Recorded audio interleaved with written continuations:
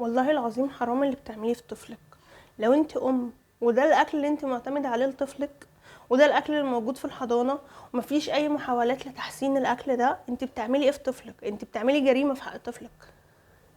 مقاومه الانسولين اللي ما كانتش بتيجي في زماننا للاطفال بقت دلوقتي موجوده عند الاطفال.